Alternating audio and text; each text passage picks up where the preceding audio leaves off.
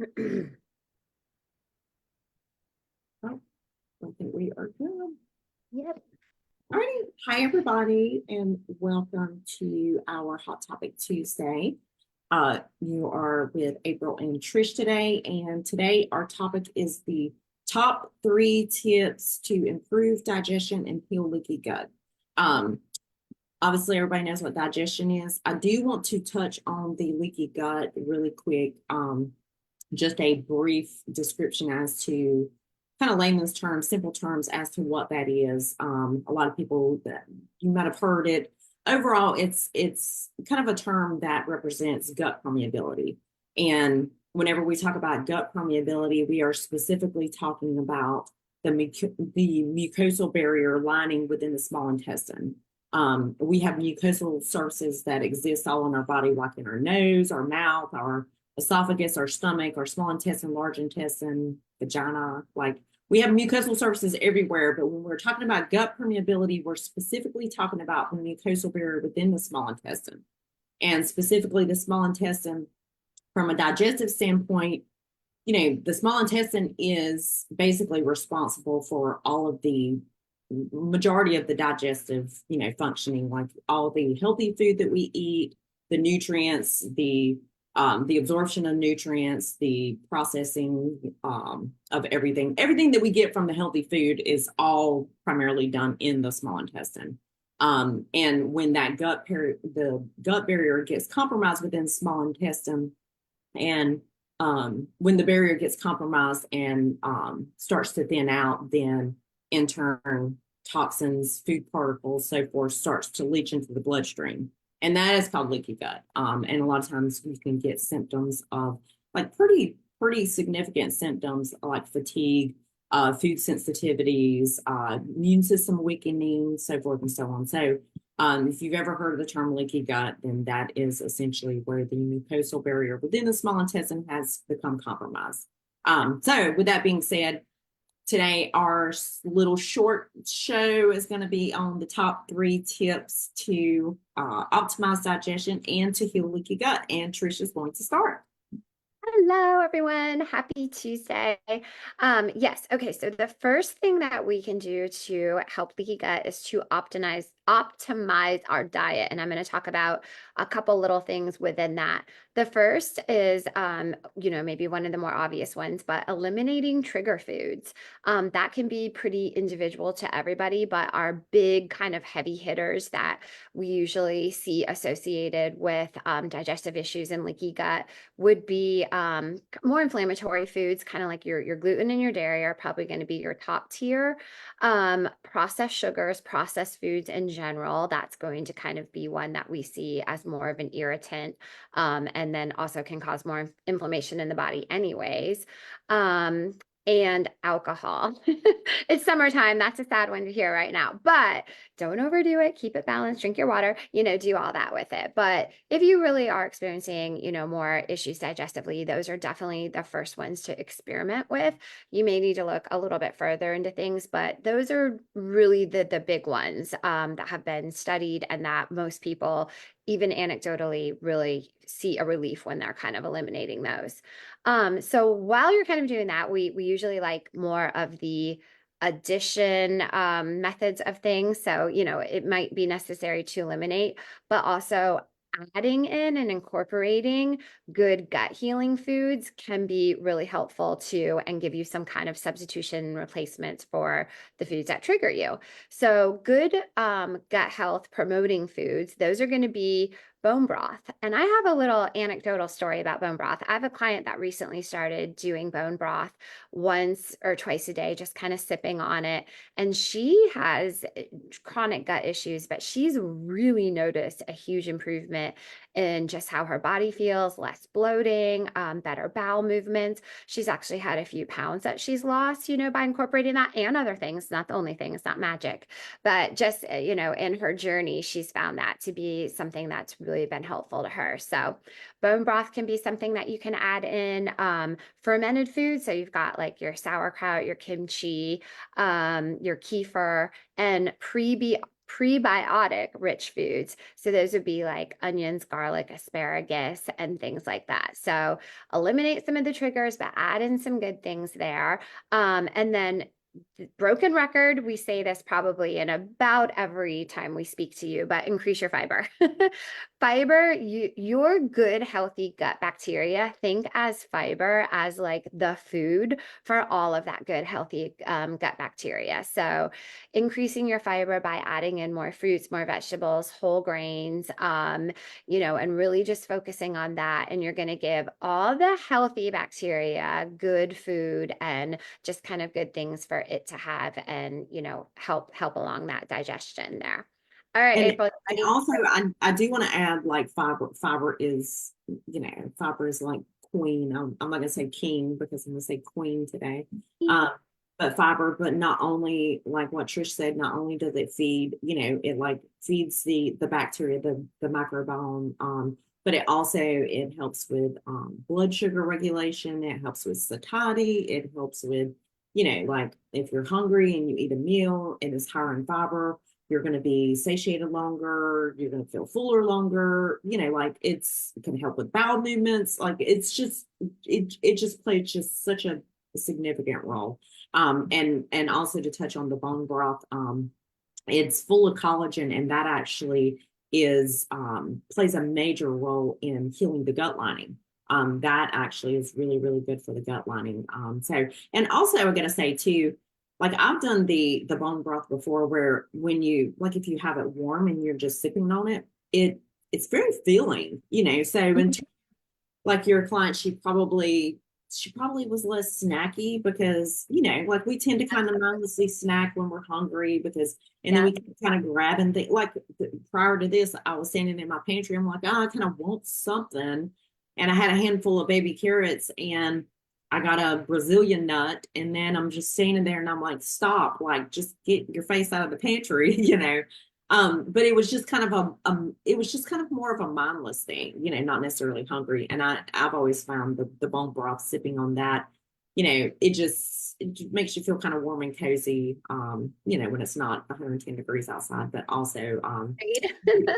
you feel fuller and I satiated. love to add like extra spices to it also. Yes, Like turmeric, just some extra kind of spices can be good to do agree. also. Agree. Okay, Yeah. so the second one is to supplement wisely. There are some supplements that can actually aid in optimizing digestion as well as healing leaky gut. L-glutamine is probably one of the most popular supplements that can repair the gut lining. Also the bone broth is good. It's not really a supplement, but L-glutamine. And probiotics are always going to help support the microbiome. I do want to say, like specifically with probiotics, if for people out there watching, if you are a probiotic user, you always kind of want to vary that. Like you never want to. I was recently talking with a new client a couple weeks ago, and she mentioned that she had been on the same. We were going over her GI map results, and she mentioned she had been on the same probiotic because I asked her, I was like, weren't you taking a probiotic? Because she was majorly lacking in a lot of her commensal bacteria, which is the good bacteria. But she had been on the same probiotic for like 2+ years. And I'm like, ooh, we should Mhm. always kind of like rotate, like never like using the same shampoo forever. Like, even though it's good, it's too much of a good thing, should always rotate. But anyway, probably not the best analogy. But anyway, probiotics will help with the microbiome and also omega-3s. Omega-3s are really, really good, a high quality omega-3, really, really good for reducing overall inflammation. So L-glutamine, probiotics, omega-3s. I'm going to sound like a broken record here on this one because I think we mention this every single week. Stay hydrated. Stay hydrated. Hydration is crucial for overall digestion, as well as it helps maintain the mucosal lining, the mucosal barrier within the small intestine. For those of y'all like now, we just got a break. Like, I don't know if you got some rain, Trish. We just got some rain on Sunday for the first. Everything like literally looked just fried and dead. And it was literally, it was like the Badlands around here. Like it looked like the Badlands. Like everything was just, it was Yeah. just hot. It was just bad. Anyway, but hydration with everything being as hot, make sure that you're hydrating well. Aim for at least the minimum of half your body weight in water. Add an extra 15 ounces if you are exercising daily. And if you are a sweater, like not the kind that you wear in the winter, but the perspiring kind, if you are a sweater, then you do want to look at adding in some electrolytes. So adding in some electrolytes daily, especially in these hot summer months, is so, so important. And if you are fine, like I've had a couple of clients recently that it's just been so hot and humid, and they're like, "Oh, I'm drinking so much water, but I just feel like I'm retaining water." And I'm like, add some electrolytes. Add some electrolytes, because if you're drinking a lot of water and you're sweating a lot and it's hot and you feel like you're retaining water, you need some electrolytes. It does the trick every single time. So hydrate well, and then lastly, limit your NSAIDs, the over-the-counter anti-inflammatory, ibuprofen, Tylenol, Advil. Like those are, y'all, I gotta say, I don't think I've ever truly, which I'm not gonna do it today. So Trisha's like, oh God, here we go again. I'm not gonna do it today, but one of these days I'm gonna tell my story from way back when. But it kind of started, the root source was stress, a lot of NSAID use, a lot of Advil, things like that, just high stress, get headaches, take that. And it ended up starting it was basically starting the buildup of a lot of digestive issues and digestive distress that I had. But NSAIDs can totally completely wreck your gut lining as well as the mucosal barrier within the intestines. So, I mean, there are some people who have to take things on a regular basis. But I will say that sometimes take a look, like what Trish said, take a look at your diet. If you're eating if you're suffering from arthritis and a lot of joint pain and you're eating a lot of inflammatory foods, look at your diet and, maybe do a trial of 30 days and remove those things and see how you feel. I guarantee you, your overall inflammation will be drastically decreased and you could potentially go off of those things. But if it's a situation where you have to be on, or your doctor's prescribing those, talk to your doctor about alternatives. I was talking to Trish, I recently started taking a liposomal formula, a high potency of curcumin, and noticed a very, very big difference, just overall inflammation. So there are some other alternatives out there rather than just, taking Tylenol, Advil, Aleve, whatever. And Trish will touch on the third. Yeah, and I kind of what you said about looking at the diet as far as inflammation, like, oh my gosh, I can't stress enough that that's probably super important. I even went through a time recently where I was like, gosh, I just feel like tight and inflamed. And I'm like, oh, what's kind of creep back in? And there was a few things, that I was like, oh, I don't think these are good for my body to have every day. So did a little bit of a reduction there. And, over a period of a couple of weeks felt so much better. So definitely look at that. Okay, so the third thing that we can do to improve our digestion and leaky gut, adopt a healthy lifestyle. So we're going to talk about just a couple lifestyle factors. The first one, again, broken record, managing stress.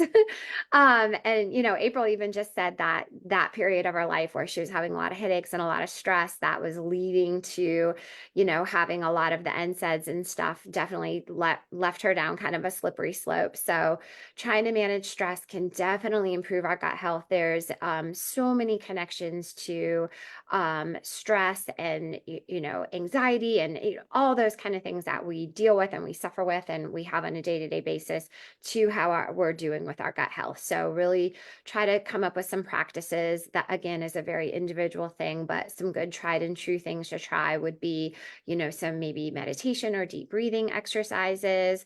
Regular physical activity can be one. Definitely that can help. Doesn't have to be high intensity, but just getting outside, nature, walks, all those things that are kind of feel good things for us. stress because we see a lot of like stress impacting gut. Of course, as nutritionists, our job is to kind of talk about food, but there'll be many times that I go down that path of conversation. But in the end, it really ends up being more of a stressful time, a stressful event that is leading to some of the gut stuff we're dealing with. So managing that is definitely super important. Sleep, that's another one that we talk about all the time. Getting adequate sleep. Actually, I had a client I talked to today just came off a trip to Europe. So now she's experiencing some jet lag. So her sleep has definitely been impacted. A little bit of probably some stress getting back into her routine and back into life. And she's getting ready to go on another trip. So, she was kind of just saying how her digestion hasn't been quite right from that. And again, like, we can kind of talk about food and go over that, but it came down to that she's tired. She's waking up at 2:30 in the morning lately. She's usually an amazing sleeper. So her body's just feeling a little bit of stress and some negativity from those things. So, think about those in terms of improving your digestion. The stress and the sleep definitely matter. And the last one, and we've talked about this a lot, is to eat mindfully. We've talked about this before in episodes we've done on how to just improve digestion, but chewing slowly, eating mindfully, eating till you're like 80% full, not overeating or eating past fullness. All of those things that aid in digestion can definitely help improve our gut and, improve leaky gut and that type of thing. So slowing down, match a person that's eating around you that's slower. There's some other good tricks like chewing your food 10 plus times, if you need those things to kind of get you on that track and make it a habit. If somebody is really starting on that habit, I'll tell them to take just one meal a day and really focus hard on that one. It's maybe too much to ask that every single meal we sit down and are like uber mindful. But if you need to start with just one a day and really focus on those cues, and then that in turn can become practice for other meals, you can do that. And I'll just add, like, in regards to the mindful eating of, like what Trish said, chew your food properly, like pay attention to your fullness and cut the distractions, like unplug. We have a rule in my house specifically for dinner, like there's no electronics. Like everybody has to unplug, like no phones, no electronics, nothing at the table. And we all sit down at the table as a family, the people that are in the house. Or if you ever come to my house for dinner, that is a rule, like no phones at the table. But it's specifically you remove the distractions, and because I've been guilty before during the day. I'll sit down to eat lunch, and I'm replying to an email, or looking at social media or looking at my phone, and before you know it, like I look down and my food's gone, and I'm like, well, it's already gone, and then I'm like, oh, I'm so hungry, but I'm not paying attention. So I'm like mindlessly, eating, not chewing my food properly, so cut the distractions, and I know we're all busy, everybody's busy, but sometimes just, it's 10 minutes, 10 minutes is not going to break us. We mentally think it's going to, but it's fine the world's not going to end in 10 minutes, like we're not going to have to put out any fires. Nothing major is going to happen within 10 minutes. So just shut it off.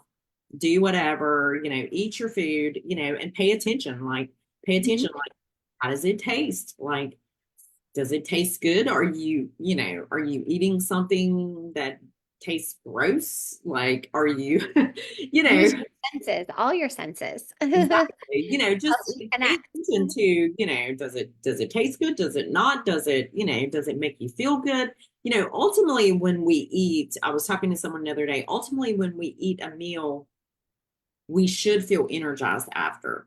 Like we should feel energized of like, oh, I feel good. Like I have some energy, not, oh, I need to go lay down, or, oh, like I don't feel good.